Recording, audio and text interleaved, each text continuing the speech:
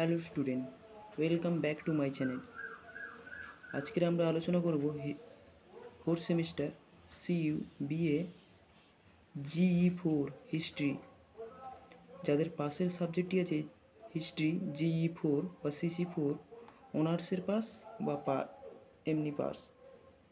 তো হিস্ট্রির এই last minute সাজেশনটা আমরা দেখে নেব। তো 2-এর দাগে তোমাদের 8টি কোশ্চেন আছে, 4টি করতে হয় 5 নাম্বারের। তো 4টি কোশ্চেনের জন্য আমি 9টি কোশ্চেন দিয়েছি, অবশ্যই দেখে রাখো। প্রথম কোশ্চেন, পলাশীর লুণ্ঠন কাকে বলে? একটি টিকা লেখো। 2-এর দাগে নব্যবঙ্গের ওপর সংক্ষিপ্ত টিকা লেখো, নব্যবঙ্গের ওপর। 3-এর দাগে 1946 খ্রিস্টাব্দের নৌ বিদ্রোহের কারণ সম্পর্কে টিকা লেখো। 4-এর দাগে রাওলাট সত্যাগ্রহের গুরুত্ব ও টিকা লেখো।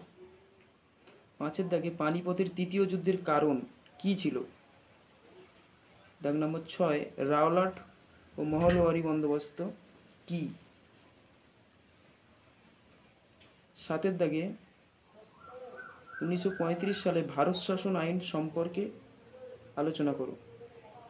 দাগ নম্বর 8, বাংলায় কে কেন দ্বৈত শাসন ব্যবস্থা চালু করে?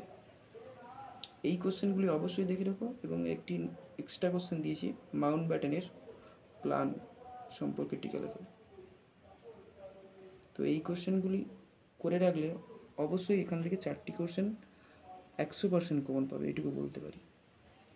তো এরপর দেখে নেবো আমরা 3-এর দাগে যেগুলি 10 নম্বরের কোশ্চেন থাকে, 3টি করতে হয়। তো এটি দেখার আগে অবশ্যই বলবো, যারা চ্যানেলে নতুন আছো অবশ্যই সাবস্ক্রাইব করো এবং পাশের বেল আইকন অন করে রেখো, যাতে পরবর্তী ভিডিও বা নোটিফিকেশান তোমাদের কাছে আগে পৌঁছয়। দেখে নেবো এবার 3-এর দাগে কোশ্চেন। 3-এর দাগে 3টি করতে হয়, 6টি থাকে। 3 × 10 = 30। প্রথম কোশ্চেন দেখে নাও। 1857 সালে মহাবিদ্রোহের গুরুত্বপূর্ণ কারণগুলি আলোচনা করো। 2, ভারতীয় স্বাধীনতা আন্দোলনের মহাত্মা গান্ধীর উত্থান আলোচনা করো। 3, ভারতের সংবিধান সভার কার্যগুলি আলোচনা করো। 4, 1885 সালে জাতীয় কংগ্রেসের উত্থানের রাজনৈতিক ও সামাজিক প্রেক্ষাপট আলোচনা করো। 5, 1757 সাল থেকে 1765 সালের মধ্যে বাংলায় ইস্ট ইন্ডিয়া কোম্পানির আধিপত্য বিস্তারের ইতিহাস আলোচনা করো। এবং 6, বাংলার শিক্ষা এবং সমাজ সংস্কার আন্দোলনে রাজা রামমোহন রায়ের কৃতিত্ব মূল্যায়ন করো। এই 6টি কোশ্চেন করে রাখলে অবশ্যই এখান থেকে 100% কমন পাবে 3টি। তো ভিডিওটি উপকারে আসলে অবশ্যই লাইক, কমেন্ট, শেয়ার করো এবং চ্যানেলটি নতুন হয়ে থাকলে অবশ্যই সাবস্ক্রাইব করো। দেখা হচ্ছে পরবর্তী ভিডিওতে।